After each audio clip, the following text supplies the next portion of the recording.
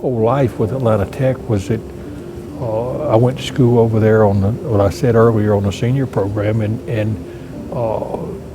it inspired me because I knew I loved to play with cars, and so I did very well in that arena with the Atlanta Tech. And actually they asked me to teach when I got through, and I says, no, I don't think teaching is for me. And very shortly after that I got married, and then shortly after that I built a house, and then shortly after that I bought the shop and have been there ever since. And then in 1992 I decided to run for public office and won. The garage that I bought was a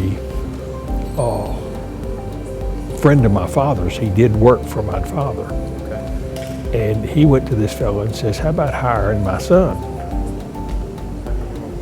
And he says to my father, says, I'm not hiring any young folks. They don't ever do what they're supposed to do. So my daddy said to him, says, well, how about letting him come down here and hang out and I'll pay you? And so Red says, well, I guess that's okay. And so my daddy used to come by there every Friday and ask Red, says, what I owe you? Oh, the boy's done a real good job. He always paid me.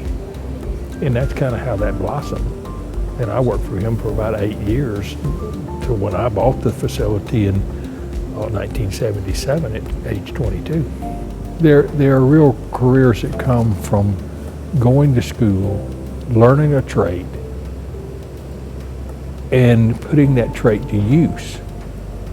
It's not always easy, but everything we do in life is about consistency and continuing to work to gain great successes. And I'm very, very fortunate in that world.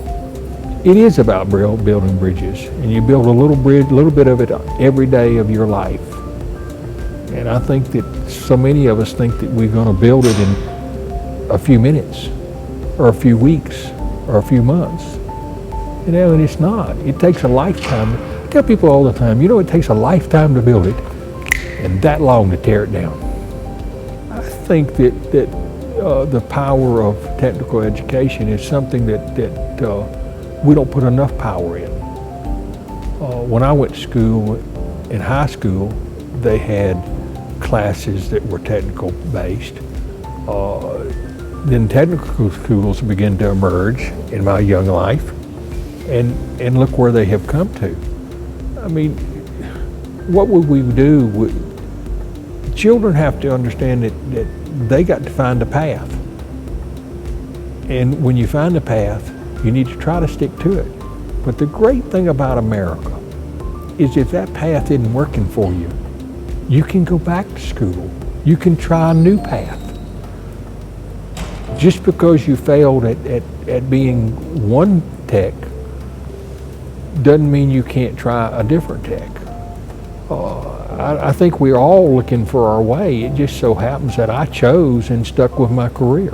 The biggest instructor that I have always cherished is an instructor that realized I could not see. And that was huge for me, and that was an earth-making change of my life, to think I was 9 years old when they realized I could not see. And so I had lost 9 years of a foundation that I had to try to rebuild. And you work at that every day, and you work at that every day for the rest of your life.